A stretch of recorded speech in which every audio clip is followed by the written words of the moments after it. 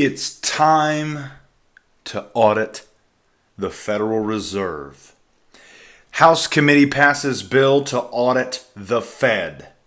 The Republican-controlled Committee on Oversight and Government Reform approved a bill earlier today to allow for a congressional audit of the Federal Reserve's monetary policy, a proposal Fed policymakers have opposed and likely faces a difficult path to final approval in the Senate. Under the bill, the Fed's monetary policy deliberations could be subject to outside review by the Government Accountability Office. Similar bills have garnered some support from Democrats in the past. They uniformly spoke against the current proposal during a meeting of the House of Representatives, suggesting the current iteration would face stronger resistance from an increasingly polarized environment in Washington, D.C.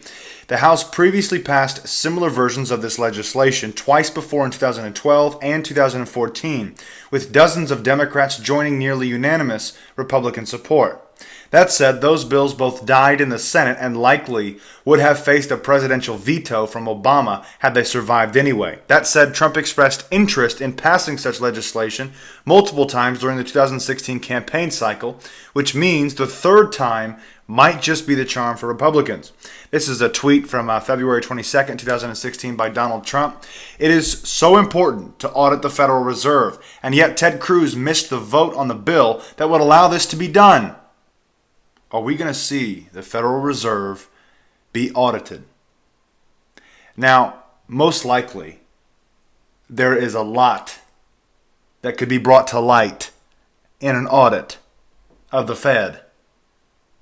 Will we ever get to that point, even if the bills go all the way through and if the bill sits on Trump's desk and say he signs it? What happens then? I wonder what we'll uncover.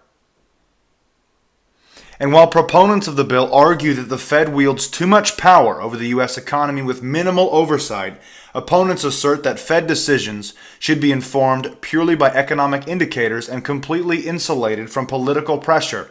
And we presume those same opponents would argue that Yellen's decision to wait until just after the conclusion of the 2016 presidential election to start hiking rates had absolutely nothing to do with politics.